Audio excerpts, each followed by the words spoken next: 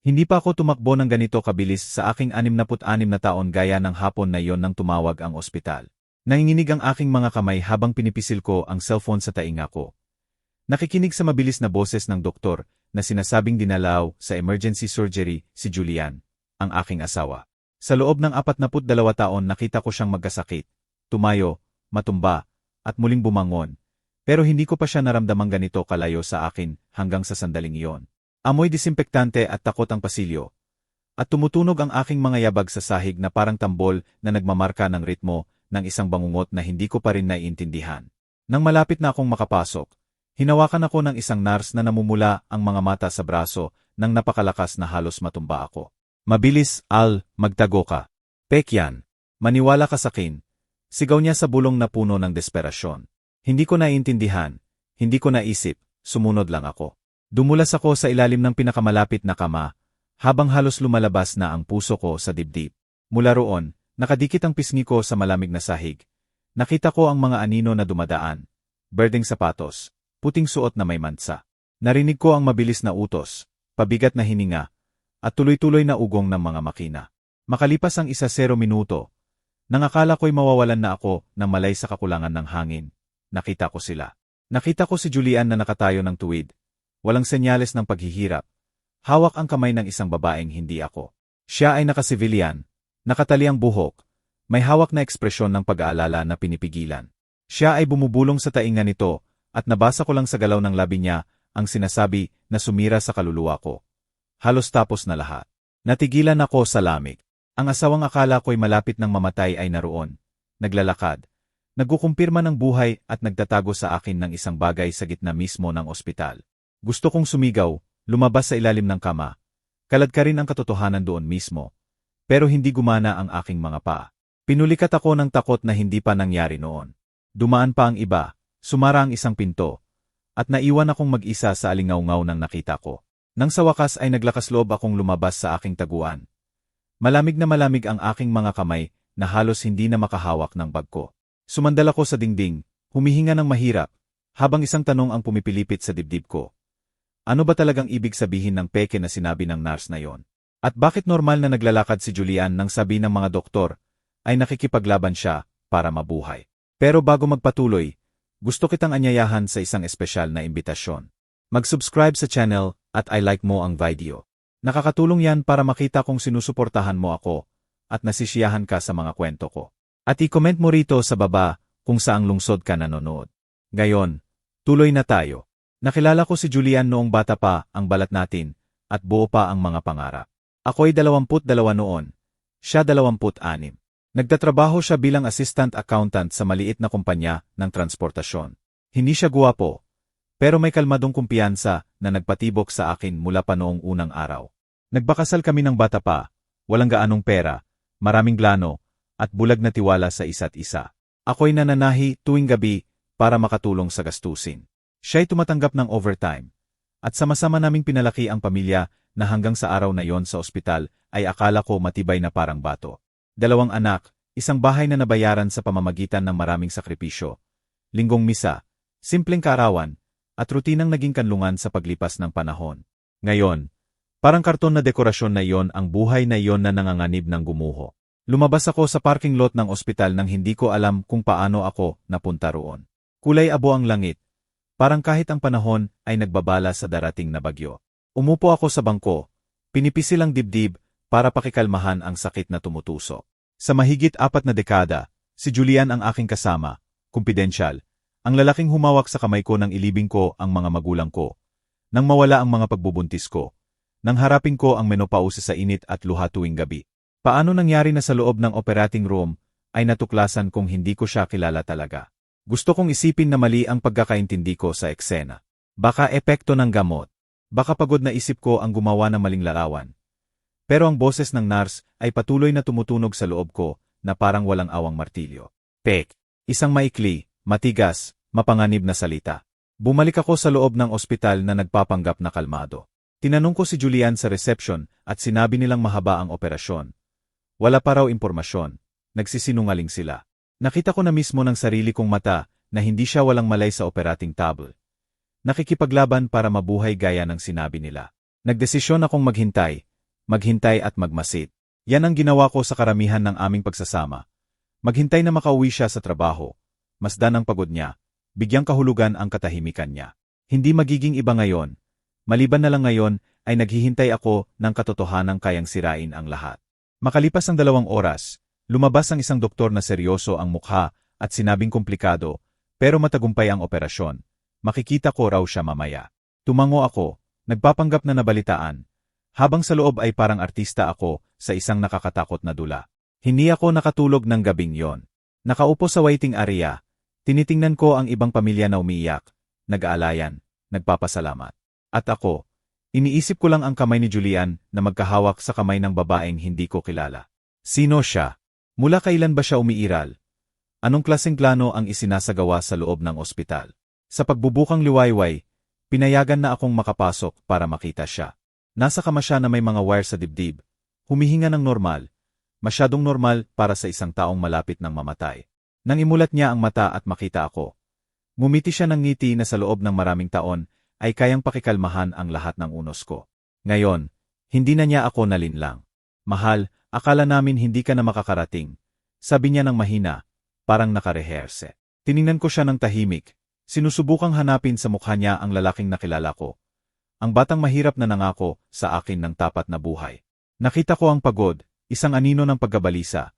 Isang bagay na hindi ko pa nakita ng malinaw noon, ang sala. Hinawakan ko ang kamay niya ng maingat. Parang hawak ang marupok na bagay na maaring mabasag anumang oras. Nandito ako, sagot ko. Hindi kita iiwan mag-isa. Ipinikit niya ang mata na parang mabigat sa kanya ang mga salitang yon. Sa sandaling yon ay alam ko nang may nagbago na sa loob ko magpakailanman. Hindi na ako basta asawang nag-alala sa kalusugan ng asawa. Isa na akong babaeng nakakita ng eksenang hindi dapat umiiral. Isang babaeng literal na itinulak sa ilalim ng kama para iligtas ang buhay mula sa isang peke na hindi ko pa rin naiintindihan. Hindi ko alam noon na yon ay magiging simula pa lang ng isang web ng kasinungalingan, pagtataksil, at lihim na binuo sa loob ng mga dekada. Hindi ko alam na ang dugong naramdaman kong lumalamig sa ugat ko ay kailangan pang lumamig ng maraming beses pa. Pero alam ko, sa isang bagong at nakakatakot na katiyakan, na ang ospital ay hindi lang lugar ng operasyon. Ito ang entablado kung saan unang nakita ko ang tunay na Julian at kung saan nagsimula ang aking sariling pagising. Sa loob ng 42 taon, inulit ko ang paehong rutina nang hindi kinukwestiyon. Nagigising ako bago si Julian, naghahanda ng kape, inihahanda ang damit niya. Nakikinig sa plano niya sa araw na parang nakikinig sa ulan ng walang hinala sa unos.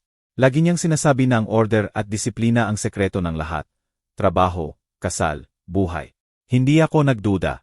Nagdiwala ako sa matigas na boses na maraming beses na sumalba sa akin nang mahina ako. Nagdiwala ako kahit nang tumigil na ang mga anak natin sa madalas na pagtawag at nang maging malaki na masyado ang bahay para sa 2 taong hindi na nagkukwentuhan ng lahat. Nagdiwala ako hanggang sa araw sa operating room.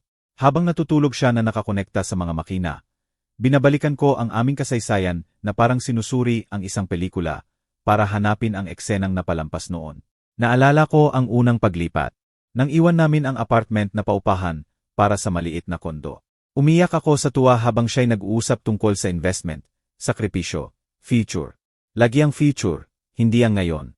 Naalala ko nang ipanganak ang panganay namin at hindi nakarating si Julian sa ospital hanggang madaling araw dahil hindi raw makapaghintay ang trabaho. Pinatawad ko siya nang walang reklamo. Sumunod ang anak namin na babae at wala rin siya ng mga anak ako. Lagi may dahilan. Lagi may pagliban na sinasabi niyang para sa buhay na binubuo niya para sa atin. Naisip ko na baka ako mismo ang naging sangkot sa pagkakalayo na yon. Sobrang sumandal ako sa imahe ng understanding wife na nakalimutan ko nang humingi ng tunay na lugar sa buhay ng lalaking kasama ko sa kama. Tinanggap ko ang katahimikan niya, ang late night calls, biglang biyahe, negosyo na hindi niya ipinaliwanag ng malinaw. Huwag kang mag-alala, Clara, sabi niya. May mga bagay na mas mabuting hindi nahahalo sa tahanan. Tumango ako at bumalik sa gawain ko. Naniniwala na ang tunay na pag-ibig ay hindi nagtatanong ng mga bagay na nakakahiya. Pero ngayon, nakaupo sa tabi ng kama niya sa ospital. Ang mga paglibang na yon ay nagkaroon ng mukha. Mga kamay ng babae na magkahawak sa kanya. Isang eksenang ayaw tanggapin ng memorya ko. Tiningnan ko siya ng mabuti. Nakakunot ang noo niya kahit natutulog. Parang kahit sa pahinga ay nagkakalkula pa rin ang isip niya. Bahagya ang galaw ng labi niya. Bumubulong ng pangalang hindi akin. Isang pangalang hindi ko kilala. Naramdaman ko ang bukol na umaakyat mula sa sikmura hanggang lalamunan. Mabagal at mainit. Naalala ko noon si Ernesto, matagal na business partner niya. Isang lalaking laging pumupunta sa bahay na may malaking ngiti at mamahaling regalo para sa simpleng pagbisita. Naalala ko rin si Laura, asawa niya, isang eleganteng babae na laging umiiwas na makapag-isa sa akin. Lagi may kakaiba sa tingin niya na parang isa lang akong kasangkapan. Isang bagay na hindi kailangan. Maraming beses kong sinabi sa sarili ko na mga hangal na selos lang yon ng isang matandang babae na nakikita ang kabataan sa ibang mukha. Ngayon, naiintindihan ko na ang aking intuition ay sumisigaw sa akin ng katotohanan sa loob ng mga dekada na tinanggihan kong pakinggan. Pagkahapon, pumasok ang isang nurse para palitan ang eye. Bata pa siya, nanginginig ang kamay. Pinanood ko siya ng palihim, hanggang maglakas loob akong magtanong ng mahina kung kumusta na ang asawa ko. Pinikit niya ang labi bago sumagot. Tumingin sa pinto. Tapos sa akin, sinabi niya ang technical, malabo, parang binibigkas na mga salita. Nang umalis siya, naramdaman kong wala siyang sinabi na totoo. Parang kahon ng walang laman na salita ang ospital na yon. Lumabas ako sa pasilyo para huminga at sumandal sa dingding. Sa unang pagkakataon sa buhay ko, natakot ako sa sarili kong asawa. Hindi pisikal na takot, hindi sa lalaking kilala ko, kundi sa lalaking nagsisimula ng lumitaw sa likod ng maskara ng perpektong asawa. Naalala ko ang mga lumang pagdatalo, maliliit na eksena na lagi kong pinapaliit, ang pagkakataon na nakita ko ang mga resibo sa pangalan ng kumpanyang hindi ko kilala, ang araw na umuwi siya ng may amoy ng pabango na hindi akin, ang biglang pagbabago ng mood niya, ang obsesyon niyang itago ang mga dokumento, lagi ko silang sinasabi na okay lang. Lagi akong eksperto sa pag-justify ng lahat. Dumating ang aming mga anak, Marcos at Elena, sa ospital ng gabing yon. Si Marcos ay may tensyon sa mukha. Si Elena ay namumula ang mata. Niyakap ko sila habang sinusubukang iparating ang kalmadong hindi ko nararamdaman. Tinanong nila ang ama nila, ang operasyon, ang mga doktor. Inulit ko ang opisyal na bersyon ng hindi nabubulol. Hindi pa ako handa na sirain ang imahe ng lalaking hinahangaan nila. Naniniwala pa rin ako na baka lang, mali ako. Nang maiwan kami ni Elena sa cafeteria, tiningnan niya ako ng mabuti. Ma, ang kakaiba mo, sabi niya. Hindi ka umiyak. Hindi ko alam ang isasagot. Paano ko ipapaliwanag na hindi ako umiyak dahil ubos na ang luha ko sa loob para sa tiwala na natira? Paano ko sasabihin sa kanya na may namatay sa loob ko, sa ilalim ng kama, sa ospital na hindi ko maipaliwanag? Hinaplos ko ang kamay niya at ngumiti. Pagod lang ako, anak. Tumango si Elena, pero hindi siya kumbinsido. Tiningnan niya ako na parang noong bata pa siya, at alam niyang may tinatago ako. Gabing yon, umuwi kami sa bahay. Ang bahay na sa loob ng maraming taon kong inaakala na kanlungan ay parang estranghero na ngayon. Bawat bagay ay parang tahimik na saksi ng kasinungalingan. Pumasok ako sa kwarto at nanatili ang amoy ni Julian sa dingding. Binuksan ko ang aparador halos sa biglang galaw. Hindi alam kung ano ang hinahanap. Inilipat ko ang mga polo, suit, sapatos. Doon ko nakita isang maliit na secret compartment sa likod ng maluwag na tabla. Sa loob ay mga sobre, lumang dokumento, litrato, at isang black pen drive na walang brand. Nanginginig ang kamay ko. Kinuha ko ang isang sobre. Sa loob ay photocopy ng eye ng babaeng nasa ospital. Sa ibaba, petsa na mahigit 30 taon na ang nakalipas. Naramdaman ko ang suntok ng nakaraan ng diretso sa dibdib. Hindi bagong dating ang babaeng yon. Umiiral na siya habang nananahi ako sa gabi na akala ko'y nag-overtime si Julian. Habang pinalalaki ko ang mga anak na akala ko'y hinahabol niya ang futur para sa lahat. Inilagay ko ulit lahat sa lugar na eksakto kong kinuha. Ang takot, may pangalan na ngayon. At kasabay ng takot, isang tanong na lalong nakakatakot. Kung naitago niya yon sa loob ng 30 taon, ano pa ang kayang itago? Umupo ako sa walang laman na kama, at sa unang pagkakataon pinayagan ko ang sarili kong umiyak ng walang ingay. Hindi lang para sa pagtataksil ang iyak ko. Umiyak ako para sa aking sarili, sa babaeng nagtiwala ng walang hanggan, sa mga taong hindi nababalik. Pero sa gitna ng higbi, may nagsimulang mag-apoy sa dibdib ko. Hindi pa galit, hindi pa. Ito ay malamig na kaliwanagan, mapait na katiyakan. Ang buhay na akala ko'y nabuhay, ay maingat na ginawa ng isang lalaking hindi kailanman pinayagang makilala ko ang tunay niyang mukha. At ako, nagsisimula palang magising. Bumalik ako sa ospital kinabukasan, na may nanginginig pa ring alaala ng mga dokumento. Hindi ko dala ang mga sobre o pendrive. May nagsabi sa loob ko na hindi pa oras para ilipat ang mga piyesa. Nakakonfine pa rin si Julian. Opisyal na under observation. Ang salitang observation ay tumusok sa akin na parang tinik. Ako na ngayon ang nag-o-observe sa bawat galaw. Bawat doktor na pumapasok at lumalabas. Bawat salitang parang maingat na pinili para hindi masyadong magsabi. Nang makarating ako sa kwarto niya, gising na siya. Ngumiti siya nang makita ako. Pero hindi na ako pinapakalma ng ngiti niya. Maskara na yon at natuto na akong tumingin sa likod nito. Matagal kaming nagkatinginan ng walang salita na parang walang hanggan ang ilang segundo. Palaging lumilihis ang tingin niya sa pinto. Parang naghihintay ng ibang darating. Hindi ko napigilan. May inaabangan ka ba? Tanong ko na parang magaan. Ang doktor, sagot niya agad. Sabi raw maaga siyang dadaan para i-check. Tumango ako. Pero hindi tugma ang tono niya sa sinabi. Makalipas ang ilang minuto, pumasok ang ibang doktor na hindi yung kahapon. Nagpakilala siya ng pangalan na hindi ko naalala dahil nakafocus ako sa kamay niya. Kamay ng taong umiiwas na humawak ng masyadong na ayaw mag-iwan ng bakas. Tiningnan ang monitor, nag-askultate kay Julian. Nagsulat ng hindi kami direktang tinitingnan. Everything is progressing as planned, sabi niya. Sa ilang araw, makakauwi na. Doktor, lakas loob kong tanong. Pwede bang explain ng eksakto kung anong klaseng operasyon ang ginawa sa asawa ko? Bahagya siyang tumingin. Mabilis, matalim, hindi comfortable ang tingin. Preventive cardiac intervention. Walang unusual. Preventive, ulit ko. Sabi sa akin emergency at malubha. Tumikhim ang doktor. Maaring mag-iba ang termino depende sa kaso. Tumalikod siya sa pinto nang walang pagkakataon akong magtanong pa. Bahagya pinisil ni Julian ang kamay ko. Huwag kang mag-alala sa technicalities, bulong niya. Ang mahalaga, magiging okay ako. Pinisil ko rin ang kamay niya. Pero hindi dahil sa pagmamahal. Para maramdaman kung nanginginig ito. At nanginginig nga. Lumabas ako sa pasilyo na naguguluhan ang tiyan. May mali, walang tama. Naglakad-lakad ako sa koridor. Hanggang makita ko ang pamilyar na anino na lumiko sa sulok. Siya yung nurse na nagtulak sa akin sa ilalim ng kama. Nakatago ang buhok sa surgical cap. Pero ang mata niya, hindi ko makakalimutan yon. Nurse, tawag ko ng mahina. Tumigil siya, tumingin sa paligid, nagdalawang isip, saka lumapit. Hindi ko dapat sinabi yon noon. Alam ko, sagot ko, pero sinabi mo na, at ngayon kailangan kong maintindihan. Nilunok niya ang laway. Hindi pwede dito. Tinuro niya ang side exit ng ospital. Naglakad kami ng tahimik hanggang sa maliit na emergency stairs na halos walang liwanag.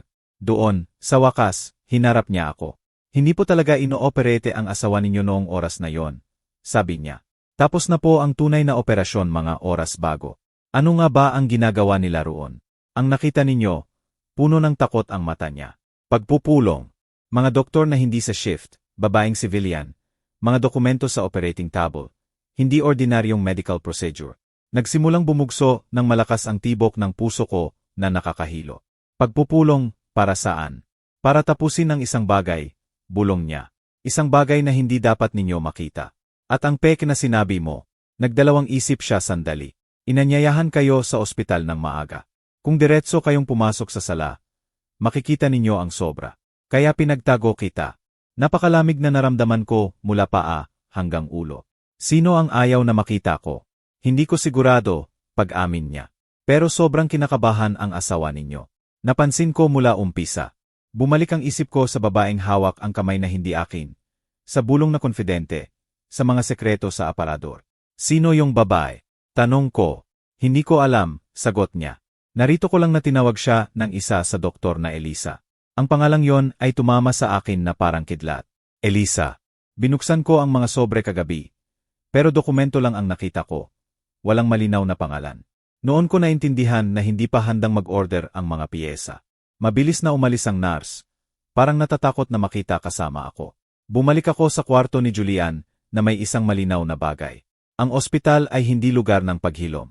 Ito ay entablado ng anino kung saan nilalaro ang drama na sumusulat sa loob ng mga dekada. Nang araw na yon, habang natutulog siya dahil sa sedation pagkatapos ng routine check, sinamantala ko para suriin ang gamit niya. Nakita ko ang cellphone na hindi niya karaniwang gamit. Alam kong mali. Alam kong may konsekwensya ang pagtawid sa linya na yon. Pero wala nang balikan. Binuksan ko ito. Lumitaw ang lock screen. Sinubukan ko ang mahahalagang petsa. Anniversary namin. Kaawan ng mga anak. Wala. Sinubukan ko ang petsa sa dokumento sa bahay. Agad bumukas. Nagpawis ang kamay ko. Mga mensahe, tawag, audio notes, lahat sa isang kontak na may initials lang. Binasa ko muna ang pinakabagong mensahe. Halos tapos na lahat. Paglabas niya sa ospital, walang magdududa. Magaling ka. Naduwal ako sa pagkasuka. May mga litrato, selfie sa lugar na hindi ko kilala. Mga restaurant, biyahe, kahit apartment na hindi sa atin. Mga lalaki at babae na ngumingiti sa paligid ng eleganteng hapag. Wala ni isa sa pamilya ko. May incoming call na nag-interrupt. Lumitaw ang pangalan sa screen. L. Hindi ko sinagot. Nag-vibrate ulit ang phone. Tapos mense. Everything under control. Pinatay ko ang device nang nanginginig ang kamay. Inilagay ko ulit sa eksaktong lugar sa drawer. Umupo ako sa tabi ng kama at pinanood siyang matulog. Ang lalaking naging tahanan ko ay unti-unti nang nagiging estranghero. Gabing yon, sa bahay, inilabas ko na ang mga sobre mula sa taguan. Binasa ko ang mga dokumento na may selyo ng private clinics, kontrata ng medical societies, transfer ng pera sa mga pangalang hindi ko narinig noon. Hindi lang parallel life ang meron si Julian. May hidden business siya at hindi malinis. Ang pendrive ang mas nakakatakot kaysa sa papeles.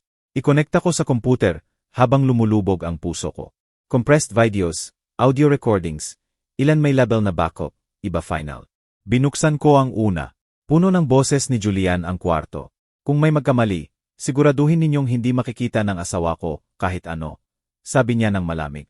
Hindi dapat siya makaalam kahit kailan. Nakaupo ako sa dilim ng sarili kong kwarto. Nakikinig sa asawa kong nag-organisa ng sarili kong kamangmangan. Ipinikit ko ng mahigpit ang mata. Hindi na lumalabas ang luha. Hindi na ako makaiyak. Pumasok na ako sa ibang yugto ng sakit. Yung kung saan nagiging matigas ang kaluluwa para hindi mabasag. Sa sandaling yon naintindihan ko ang mahalaga. Ang operasyon ay hindi para iligtas ang buhay niya, kundi para protektahan ang sekreto at ang presensya ko sa ospital ng hapong yon ay pagkakamali sa kanyang perpektong plano. Pero pagkakamali na hindi na niya mabubura. At ako, na sa loob ng 40 taon ay ang babaeng hindi nagtatanong, ay naging ang babaeng hindi natatanggap ng kahit isang kasinungalingan pa. Halos hindi ako nakatulog pagkatapos makinig sa recording. Ang mukha ni Julian, ang kalkuladong boses niya, ang malamig na paraan niya ng pagsabi na hindi ko dapat makita. Lahat ay umiikot sa ulo ko na parang walang tigil na martilyo. Sa pagbubukang liwayway, tuyot at namamaga ang mata ko sa inyak sa loob ng walang isang patak na lumabas. Tiningnan ko ang salamin at ang babaeng nakita ko ay hindi na yung pumasok sa ospital na tumatakbo 2 araw bago. May bago sa tingin ko, halo ng takot, kaliwanagan, at tahimik na determinasyon na hindi ko pa naranasan noon. Bumalik ako sa ospital na may isang hangarin. Makita siya, si Elisa. Hindi ko alam kung paano, hindi ko alam kung saan. Pero sigurado ako na habang buhay si Julian, darating at darating siya. Ang mga taong may ganitong kalaking sekreto ay hindi makakalayo sa mga kasabwat. Nanatili ako sa waiting area na nagpapanggap na nagbabasa ng lumang magazine habang pinapanood ang bawat mukha na dumadaan sa pinto. Dumaan ang mga doktor, nurse, kamag-anak ng ibang pasyente at saka ko siya nakita. Nakilala ko agad, kahit nakasobre ngayon. Light coat at dark glasses. Naglalakad ng may kumpiyansa. Parang siya ang may-ari ng lugar na yon. Bumibilis ang tibok ng puso ko. Pero nanatiling walang galaw ang katawan ko. Tumigil siya sa information counter. Binigay ang pangalan ni Julian at tinanong ang kwarto ng natural. Walang gulat sa kanila sa presensya niya. Pinainit yon ang dugo ko. Hinintay ko siyang sumakay sa elevator. Binilang ko hanggang 1-0, eksaktong 1-0. Tapos sinundan ko. Nakita kong pumasok siya sa kwarto. Bahagyang nakabukas ang pinto. Mula sa pasilyo narinig ko ang boses niya. Malambot, intimate, masyadong malapit para sa simpleng bisita. Lahat ayon sa plano. Sabi niya, walang nagdududa. Nandito siya, sagot ni Julian mula sa kama. Alam ko. Sabi nila muntik nang makapasok sa sala. Naramdaman kong naubos ang hangin sa baga ko. Tungkol sa akin ang pinag-uusapan nila.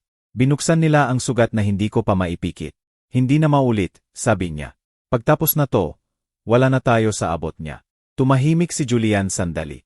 Huwag mong maliitin si Clara, sabi niya sa wakas. Mas matapang siya kaysa sa akala mo. Sa unang pagkakataon sa mga dekada, tinawag niya akong Clara ng walang lambing, walang pagmamahal, Parang panganib ako, isang bagay na kailangang kontrolin. Hindi ako pumasok, walang ingay, umatras ako ng dahan-dahan bago nila ako makita. Bumaba ako ng hagdan ng nanginginig ang paa, pero hindi tumigil. Ang babaeng yon ay hindi lang umiiral.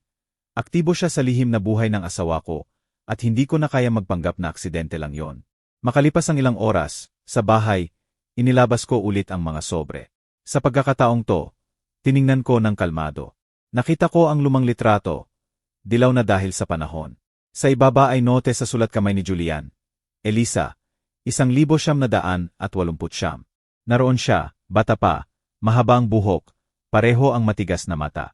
Nakilala ko agad at bumalik ang memorya ng may brutal na linaw. Si Elisa ay nagtatrabaho kasama si Julian sa unang taon niya bilang accountant. Isang tahimik na dalaga, laging maayos ang suot, na pumupunta sa bahay paminsan-minsan na may papeles para sa kanya. Inaalo ko siya ng kape at biskwit habang nag-uusap sila ng mga numero na hindi ko naiintindihan. Naalala ko na minsan pag-aalis niya, lalong kinabahan si Julian. Tinanong ko kung may problema at sumagot siya ng pilit na tawa na trabaho lang. Makalipas ang ilang panahon, nawala si Elisa sa buhay natin. Sabi niya nagpalit ng kumpanya. Hindi ko na siya naisip ulit. Hanggang ngayon, naghanap ako pa ng higit sa mga dokumento. Nakita ko ang mga transfer ng pera sa account na pangalan niya sa loob ng mga taon, dekada. Hindi maliit na halaga, mga halagang nagpapaliwanag ng maraming bagay. Ang biglang biyahe, tahimik na luho, mga pagliban. Naramdaman ko ang matinding kahihiyan na kailangan kong umupo. Sa loob ng 40 taon, binibilang ko ang pera para sa pamilihan, habang lihim na nagpapadala si Julian ng pera sa babaeng binibisita siya sa ospital na parang siya ang may-ari ng buhay niya. Pero ang pinakamasama ay hindi pa dumating. Sa mga sobre ay may lumang medical record na may petsa 35 taon na ang nakalipas. Pangalan ng pasyente ay Elisa. Diagnosis, high-risk pregnancy. Attending physician. Paeho yung surgeon na ngayon ang nangangasiwa kay Julian. Nagsimulang magkasya ang lahat sa isip ko ng dahan-dahan at masakit. Ayaw kong maniwala. Hindi hanggang makita ko ang huling dokumento, isang birth certificate. Ang pangalan ng ama ay may cross out, pero sa ibaba, halos kita pa rin ang mga letra na isinulat sa pluma. J.R. Julian Romero.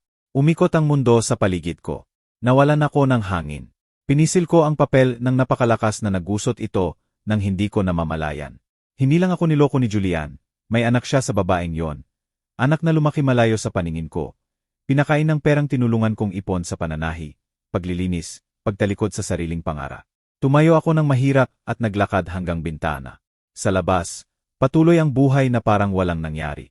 Dumadaan ang sasakyan, nag-uusap ang tao, sumisikat ang araw. Ako, parang gumuho ang lupa sa ilalim ng paa ko. Naisip ko ulit ang sarili kong mga anak, Marcos at Elena. Alam ba nila? Niloko rin ba sila? Gaano karaming bahagi ng kasinungalingang to ang itinayo sa likod ng buong pamilya natin? Gabing yon hindi ako bumalik sa ospital. Hindi ko kayang makita si Julian pagkatapos malaman na ang pagtataksil niya ay hindi basta pagkakamali, kundi buong buhay na paralel, maingat na pinoprotektahan. Nahirapan akong tanggapin na ako ang naging fakade ng kanyang respetabilidad na kailangan niya para panatilihin ang ibang mundo niya. Sa paghiga ko sa walang laman na kama, bumalik sa akin na may dahas ang imahe ng kamay ni Julian na hawak ang kamay ni Elisa sa ilalim ng puting ilaw ng ospital. Hindi na lang para sa pagtataksil ang pagdurugo ko. Dumudugo ako para sa mga taong ninakaw, para sa katotohanang inilibing, para sa malalim na kahihiyan ng pagiging kapakipakinabang sa plano na hindi ako kasali.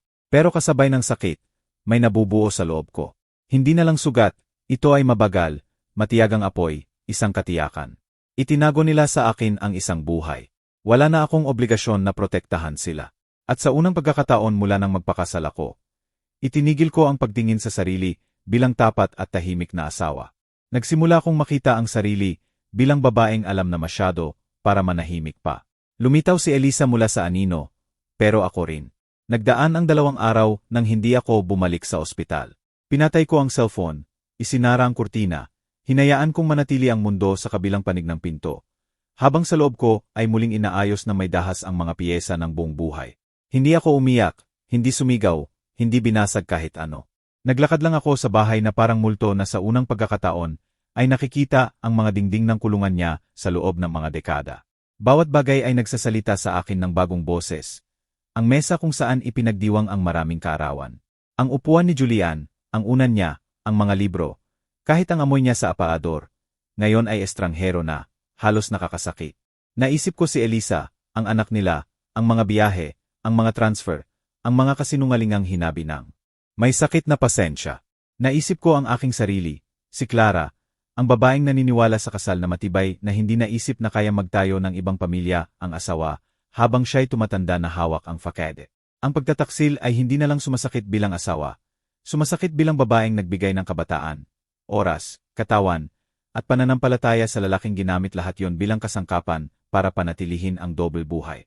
Binuksan ko ulit ang pendrive. Ngayon, walang nanginginig. Tiningnan ko ang bawat file ng maingat. Ang mga recording ay nagpapakita ng movement ng pera, encrypted conversations, agreements sa mga taong hindi ko kilala. Ang ilang boses ay parang doktor, iba businessman. Natuklasan ko ang mga pangalan ng private clinics, ghost companies, operations na walang record kahit saan.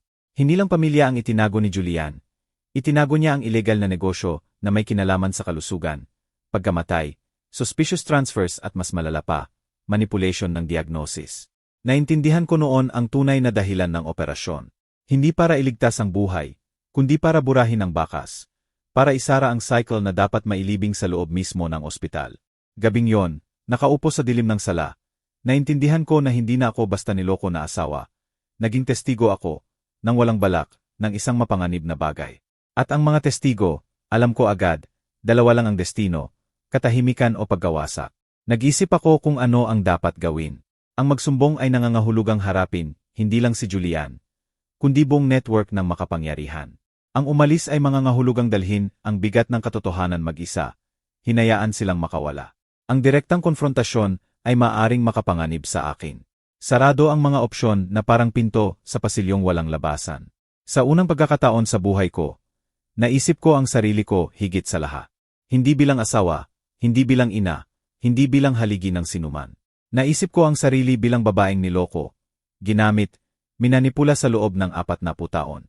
At doon, sa makapal na katahimikan, ipinanganak ang galit. Hindi sumabog na galit ng sigaw at nabasag na pinggan, mas malala pa. Malamig, mabagal, organisadong galit, na hindi sumisira ng bulag, kundi nagmamasid, nagkakalkula, naghihintay. Bumalik ako sa ospital sa ikatlong araw. Mas maayos na raw ang pakiramdam ni Julian, sabi ng doktor.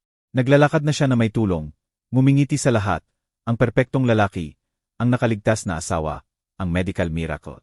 Pumasok ako na may kalmadong mukha na pinino ko sa loob ng maraming taon. Akala ko hindi ka paparito ngayon, sabi niya ng mahina. Kailangan ko ng oras, sagot ko. Naiintindihan kita, bulong niya. Sobrang lakas ng lahat. Sobrang lakas, naisip ko. Pero hindi dahil sa operasyon. Umupo ako sa tabi ng kama. Nag-usap kami ng mga walang kwentang bagay, panahon, mga anak, pagkain sa ospital. Tumango ako, sumagot, ngumiti. Sa loob, inimemorize ko ang bawat galaw, bawat pag-aagaw, bawat maling salitang inilagay. Kinakabahan siya, napansin ko, pinagmamasdan ako na parang sinusuri ang tahimik na panganib. Tapos pumasok siya, si Elisa, naka-uniform ng nurse, pero ang hakbang niya ay hindi parang taga roon. Natigilan siya nang makita ako. Sa isang segundo, nagtagpo ang mata namin. Punong-puno ng gulat ang mata niya na hindi niya maitago. Manatiling kalmado ang mata ko. Part ako ng shift team. Sabi niya na mahinang kasinungalingan. Maraming salamat sa pag-aalaga ng maayos sa asawa ko. Sagot ko ng may perpektong kagandahang asal. Tiningnan ako ni Julian ng may tensyon. Umiiwas si Elisa ng salita sa akin. Lumabas agad. Nakumpirma ko ang kailangan kong malaman. Hindi lang siya nakaraan niya. Siya ang kasalukuyan at aktibong bahagi ng buong sistema. Gabing yon, pag-uwi sa bahay, gumawa ako ng final decision. Bago magpatuloy, sabihin mo sa comments kung ano sa tingin mo ang kwento hanggang ngayon at ano ang gagawin mo kung ikaw ang nasa lugar ko. Huwag mong skip ang video dahil ang susunod ay magpapatawa ng balahibo mo. Nagdesisyon akong hindi tatakbo. Nagdesisyon akong hindi na mag-iyak ng tahimik.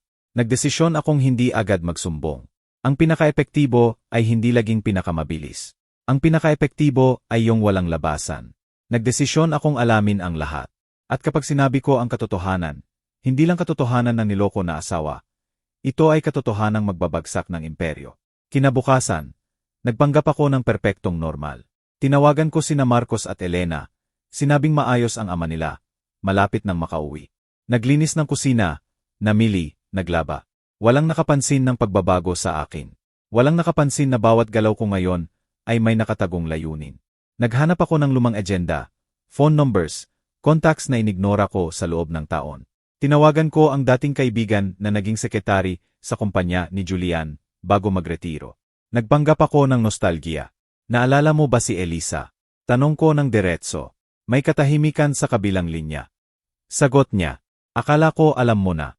Alam ang ano, na siya ang humahawak sa pinakadelikadong galaw. Siya lang ang may access sa ilang account. Nanigas ang katawan ko. At ang anak? Tanong ko halos walang boses. Huminga siya ng malalim. Alam ng lahat, Clara. Walang nagsasalita ng malakas. Akala ko, ayaw kong saktan ka. Binaba ko ang telepono nang walang paalam. Ang sakit na naramdaman ko ay sobrang lalim na sandali kong naisip na mawawalan ako ng malay. Hindi lang si Julian ang nanloko sa akin, lahat sila. Ang kasal ko ay open secret at ako lang ang hindi nakakaalam. Pero may nagbago. Hindi na ako gusto ng sagot para umiyak. Gusto ko ng sagot para magtayo ng bago sa mga guho.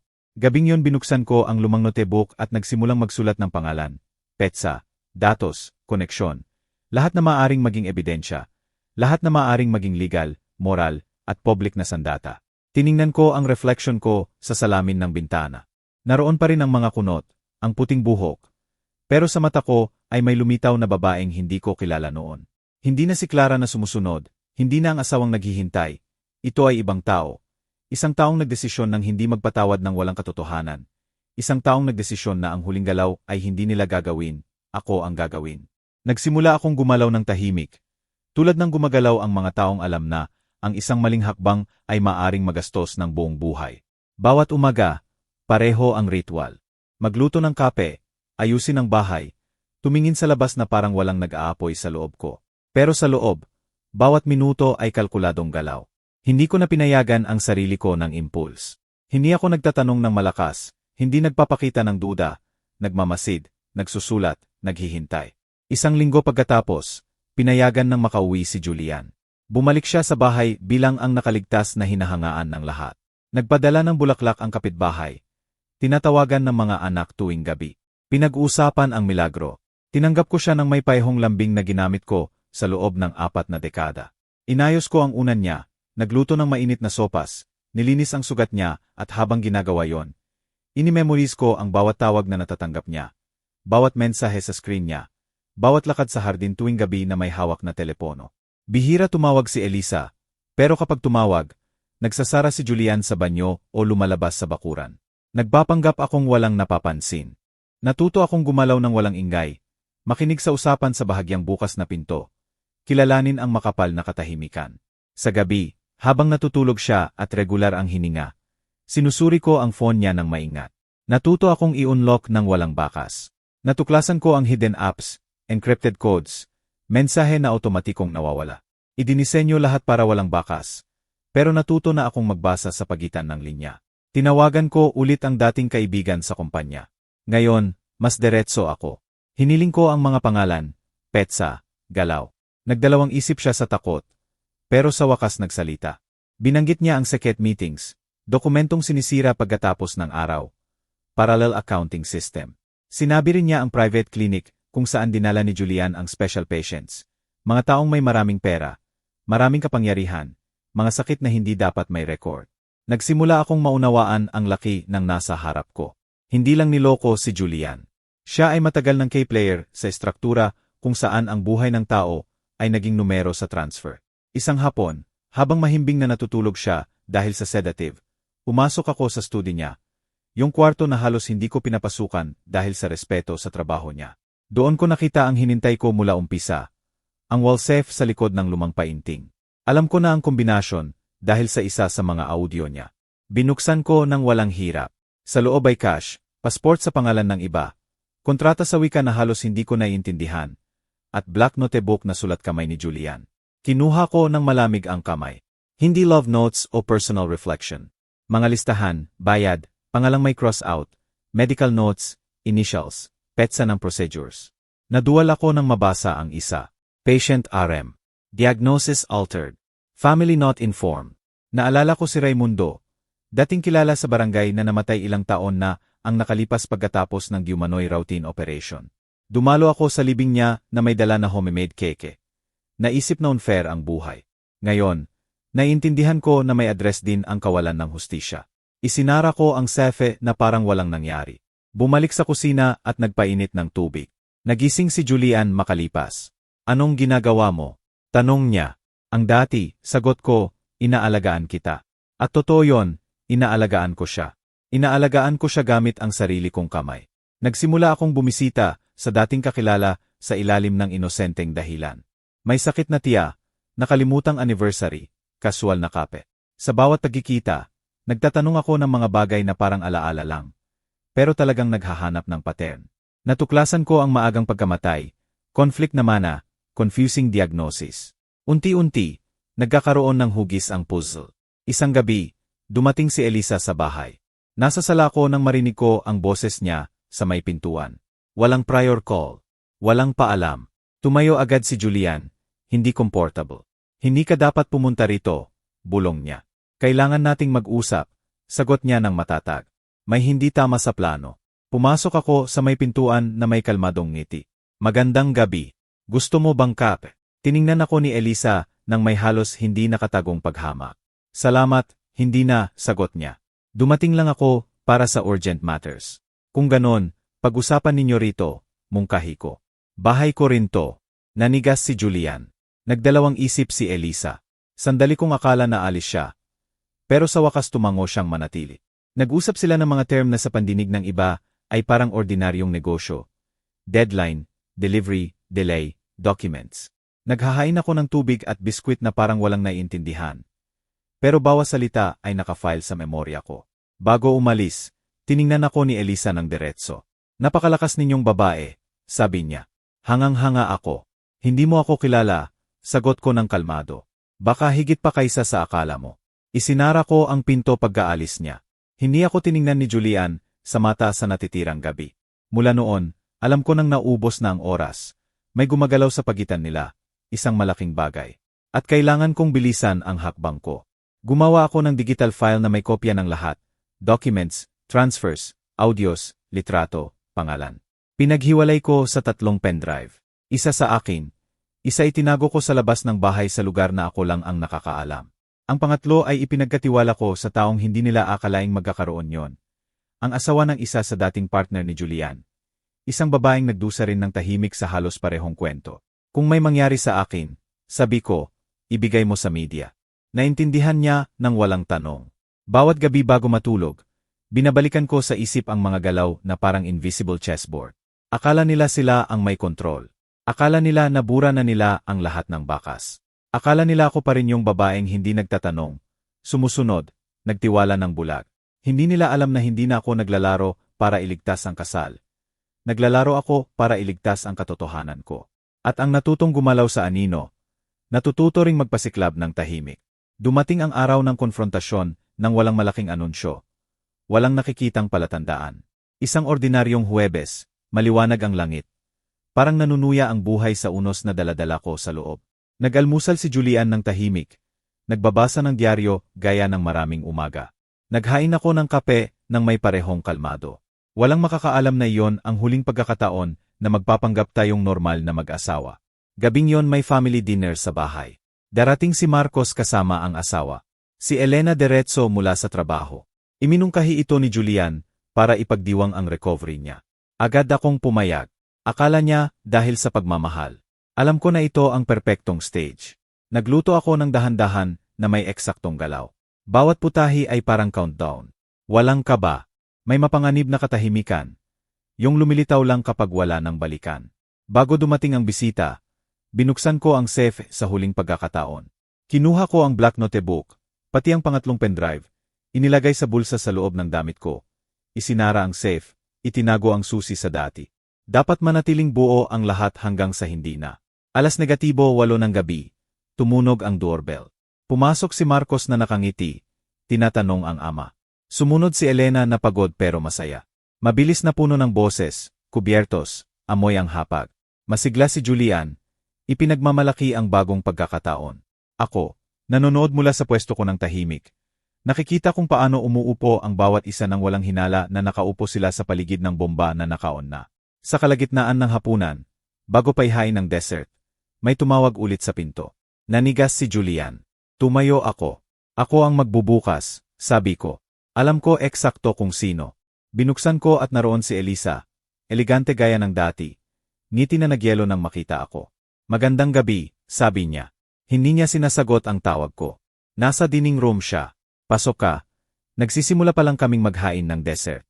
Sa unang pagkakataon, nakita ko siyang magdalawang isip, pero pumasok siya. Naging makapal ang katahimikan ng tawirin niya, ang sala, at makaharap ang hapag.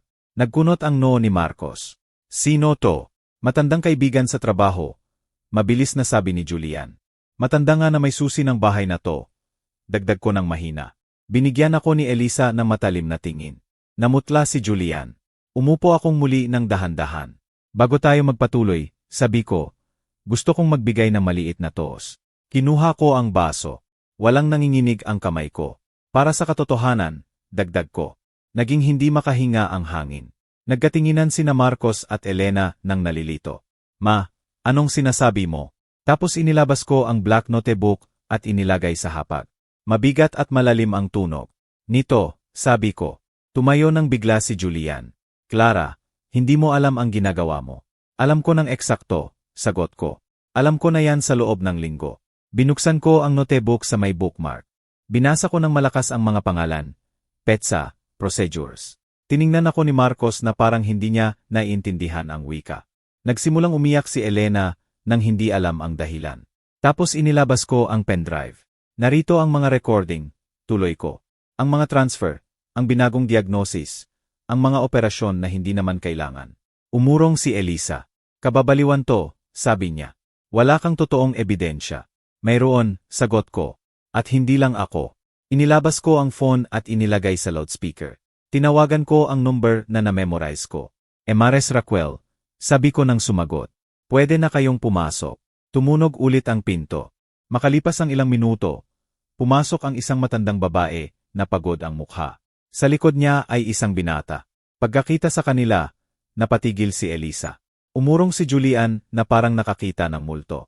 Ito ang anak ko, sabi ng babae nang nanginig ang boses. Ang anak na tinanggihan ng asawa ninyo sa loob ng 35 taon. Tiningnan ng binata si Julian nang may galit at sakit. Pinatay ninyo ang tatay ko, sabi niya, at binayaran ninyo ako para manahimik. Tumigil ang mundo sa sandaling yon. Sinubukan ni Julian magsalita, pero walang lumabas na boses. Tumayo ng dahan-dahan si Marcos. Tatay, totoo ba? Tiningnan ako ni Julian. Wala nang yabang sa tingin niya, takot lang. Clara, maipapaliwanag ko lahat. Hindi na, sagot ko. Naipaliwanag mo na sa sarili mong recording. Pinindot ko ang play. Napuno ng boses niya ang sala, nag-organisa ng peking diagnosis, nagsasabi ng pag-closure ng cycle, pag-iwas sa eskandalo, pagprotekta sa pamilya, hindi sa atin, sa kabila. Umiyak na si Elisa. Binugbog ni Marcos ang hapag. Lumuhod si Elena sa tabi ng upuan. Ginamit mo ako sa buong buhay ko, bulong ko. Pero ngayon, tapos na. Narinig ang sirena sa malayo, makalipas ang ilang minuto. Hindi ko alam kung sino ang tumawag. Baka ako. Baka iba na naghihintay ng sandaling to. Mabilis pumasok ang pulis. Hindi man lang sinubukan ni Julian na tumakas. Hinayaan niyang ikulong siya nang walang laman ang tingin. Talo na. Sumunod si Elisa na sumisigaw ng pangalan niya. Pagkaalis nila, naging imposible ang katahimikan sa bahay. Tiningnan ako ng mga anak na parang ibang tao na ako. Ma, sabi ni Elena sa higbi, mula kailan mo alam? Mula sa operating room, sagot ko. Mula nang magtago ako sa ilalim ng kama para iligtas ang buhay. Walang nagsalita pa. Umupo ako sa pwesto ko sa unang pagkakataon sa mga dekada. Ang hangin sa bahay na yon ay akin na ulit. Pero hindi pa tapos ang lahat. Tahimik ang bahay pagkatapos madala ng pulis sina Julian at Elisa. Katahimik ang mabigat na parang dinudurog ang muebles, alaala, kahit ang hangin. Lumabas si Marcos nang walang paalam. Matigas ang mukha sa galit na hindi alam kung saan ididirekta. Nanatili si Elena sa akin. Nakaupo sa dulo ng sofa. Nanginginig na parang naririnig pa rin ang sirena sa ulo niya. Naglakad ako ng dahan-dahan sa kusina na parang galing sa digmaan at naghain ng 2 basong tubig. Walang luha sa mata ko. Tuyong iyak. Libing na masyadong malalim para lumabas. Gabing yun natulog akong mag-isa sa unang pagkakataon sa 42 taon. Ang side ng kamanalagi kay Julian ay malamig, walang laman, tuluyang walang laman. Gayunpaman, hindi agad dumating ang ginhawa. May mapait na halo ng tagumpay at pagluluksa. Dahil kahit nailantad ko siya, pinapaalam ko rin ang imahe ng lalaking pinagsamahan ko sa buhay. Ang minahal ko nang hindi alam kung sino talaga ang minahal. Sumunod na araw ay parang baha ng konsekwensya. Dumating ang media sa harap ng bahay. Nagbulong-bulungan ang kapitbahay sa likod ng kurtina. Tumanggap ng mensahe ang mga anak mula sa dating tinatawag na kaibigan. Lumaki ang eskandalo na parang apoy na pinakain ng mga dekada ng katahimikan. Inimbestigahan ang mga klinik, na-freeze ang mga account, tinanong ang mga partner. Ang natuklasan ko ng tahimik ay naging publiko ng mabilis na parang kidlat. Hiniling ni Julian na makita ako mula sa kulungan makalipas ang 1 linggo. Sinabi ng abogado na karapatan niya. Gusto raw niyang ipaliwanag ang mahalagang bagay. Pumayag ako, hindi para sa kanya, para sa akin. Alam kong kung hindi ko isasara ang bilog na yon, may mananatiling bukas sa loob ko magpakailanman. Pagkakita ko sa kanya sa kabilang side ng salamin, hindi na siya ang makapangyarihang lalaking kilala ko. Nakayuko, ubos ang mukha sa mga gabing walang tulog. Tiningnan ako ng may desperasyon. Parang hinahawakan ang huling natitirang kabutihan. Clara, sabi niya nang kunin ko ang telepono. Lahat ay nawala sa kontrol. Lahat ay lagi sa ilalim ng kontrol mo. Sagot ko ng kalmado. Maliban ngayon, sumali na rin ako sa laro. Hindi ko sinasadyang saktan ka, bulong niya. Nawala sa kamay ko ang buhay. Ngumiti ako ng may lungkot na hindi niya naintindihan. Hindi, Julian. Ikaw ang gumawa ng buhay ko bilang kasangkapan para panatilihin ang sayo. Yan ay hindi nawawala sa kontrol. Yan ay pagpili. Tumahimik siya. Namasa ang mata niya. Pero hindi na ako naantig. May dapat mong malaman. Sabi niya bigla nang ibaba ang boses. Ang huling file sa pendrive, yung may label na final. Akala mo nakita mo na lahat, pero hindi pa. Tiningnan ko siya ng mabuti sa unang pagkakataon mula pagpasok ko. Sabihin mo, may account na hindi pa natutuklasan. Isang phone na hindi sa pangalan ni Elisa o kahit sinong partner. Nasa pangalan mo, Clara. Biglang bumaliktad ang puso ko. Anong sinasabi mo? Sa loob ng mga taon, nilihis ko ang pera nang walang makakapag-trace pabalik sa akin, pag-amin niya. Ginawa ko para protektahan ang labasan para sa'yo, para sa akin. Tumawa ako nang hindi naniniwala. Pagkatapos ng lahat ng to, sinasabi mo pa rin para sa akin yon. Ginawa ko dahil alam kong balang araw, babayaran ng lahat maliban sa'yo, sagot niya. Legal ang perang yon, walang makakakuha yon. Nasa iyo na yon mula pa noon. Tiningnan ko siya ng may lamig na hindi ko pa naranasan. Akala mo binibili niyan ang pagtataksil mo. Hindi, sabi niya nang nanginginig ang labi. Pero yon lang ang malinis na ginawa ko sa gitna ng sobrang dumi. Tumayo ako ng dahan-dahan. Hindi mo ako inutangan ng pera, Julian. Inutangan mo ako ng katotohanan. At yon ay kinuha ko na sa sarili ko. Binaba ko ang telepono bago pa siya makasagot. Lumabas ako sa building na may bukol sa lalamunan. Hindi ko pa alam kung totoo ang sinabi niya. Bahagi ng akin ay gusto maniwala na manipulasin lang yon na huling pagsisika. Pero bahagi rin ang nag-aakala na kahit sa gitna ng pagkakabuwal niya, may lihim pa ring galaw. Makalipas ang 2 linggo, kinumpirma ng abogado ko ang account. Naroon ang pera, isang kayamanan na naipon ng tahimik sa loob ng mga dekada. Legal, hindi matatanggal. Yon ang huling piyesa ng puzzle. Naintindihan ko noon ang final twist ng kwento. Si Julian ay naging traidor hanggang sa huli. Pero sinubukan din niya mag-iwan sa akin ng labasan na hindi maagaw ng iba. Hindi dahil sa pag-ibig, dahil sa sala. Ipinagbili ko ang bahay, masyadong maraming alaala, masyadong maraming anino. Lumipat ako sa maliit na apartment, maliwanag, harap ng park. Nagsimula akong maglakad tuwing umaga, huminga ng dahan-dahan, mag-usap sa sarili sa katahimikan. Nagtagal si Marcos bago ulit tumawag. Si Elena ay halos araw-araw pumupunta sa una. Parang takot na mawala rin ako gaya ng ama niya. Sa paglipas ng panahon, ang sakit sa pagitan namin ay naging shared sadness. Hindi na kami ang pamilyang akala namin, pero pamilya pa rin. Mahaba ang trial. Dumami ang mga biktima, pangalan, kwento na inilibing. Nahatulan si Julian. Si Elisa rin. Ang anak nila ay tumestigo ng nasira. Ikinuwento kung paano binayaran ng pera at takot sa loob ng taon.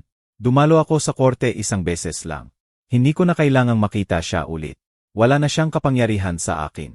1 taon pagkatapos ng gabing yon, Dumating ang sulat mula sa kulungan. Hindi ko agad binuksan. Inilagay ko sa mesa ng maraming oras. Parang bagay na makakagat. Nang sa wakas ay binasa ko. Isang pangungusap lang ang nakasulat sa sulat kamay niya. Akala ko pinoprotektahan kita. Pero sa totoo'y niloloko kita. Araw-araw. Tinupi ko ang papel at pinunit ng maliliit na piraso. Wala akong galit, walang awa. May iba akong naramdaman. Pagsasara. Sa pera mula sa account. Tahimik kong tinulungan ang ilang pamilya na natuklasan ko sa investigasyon ko. Mga biyuda, mga anak, mga taong nasaktan ng parehong kamay na niloko ako. Hindi ko ginawa bilang charity. Ginawa ko bilang tahimik na hustisya. Walang nakakaalam. Hindi kailangang malaman ng kahit sino. Ngayon, sa aking 66 na taon, mas tuwid ang lakad ko kaysa noong 30. Wala na akong dinadala sa balikat ang bigat ng kasinungalingang hindi ko ginawa. Nawala ako ng buong buhay sa paniniwala sa lalaking hindi umiiral. Pero nanalo ako ng isang bagay na wala ako noon, ang katiyakan sa sarili ko. Minsan, napapanaginipan ko pa rin ang operating room, ang kama, ang nurse na nagligtas sa akin nang hindi niya alam, ang kamay ni Julian na hawak ang kamay ni Elisa. Sa mga panaginip na yon, wala ng lamig, may linaw na, dahil ako rin ay gumawa ng peke, hindi sa panlilinlang, kundi sa katotohanan. At sa peke na yon, hindi na siya makatakas. Ngayon, sinusulat ko ang mga salitang ito na nakaupo sa harap ng bukas na bintana. Hinahaplos ng mainit-init na araw ang aking kamay at ang mahinang bulong ng park ay dumarating ng mahina sa bahay ko. Hindi na ako tumatakbo sa mga alaala, pero hindi rin ako naninirahan doon. Natuto ako na may mga katotohanang dumarating ng huli. Pero may kapangyarihan pa rin silang magpalaya sa atin. Nawala ako ng buong buhay sa paniniwala sa kasinungalingan. Pero nanalo ako ng isang bagay na hindi na maaagaw ng kahit sino paman. Ang aking dignidad. Sa aking 66 na taon, naintindihan ko na hindi kailanman huli para magsimula ulit, na ang katahimikan ay kayang basagin. At kahit tagatapos ng pinakamalalim na pagtataksil, nakakahanap pa rin ang puso ng paraan para magpatuloy na tumibok ng walang takot. Hindi na ako yung babaeng nagtago sa ilalim ng kama na nanginginig sa takot. Ako na ang lumabas sa anino, hinarap ng diretso ang sariling kasaysayan, at nagdesisyon na magsulat ng ibang ending. Kung may iwan man ako sa iyo sa kwentong ito, ito yon. Huwag mong maliitin kailanman ang halaga mo, ang intuition mo, at ang lakas mo, kahit ginamit na ng iba laban sa iyo. At ngayon, kung naantig ka sa kwentong ito, nag-isip ka, o hinawa ka ng puso mo, inaanyayahan kitang mag-subscribe sa channel at i-like ang video. Malaking tulong yan para maipagpatuloy ko ang pagbabahagi ng mga kwentong ganito. I-comment mo kung ano ang gagawin mo kung ikaw ang nasa lugar ko, at mula saang lungsod ka nakikinig. Nagugustuhan ko talagang basahin ang mga comment. Salamat ng buong puso sa pagtatagal mo hanggang dulo.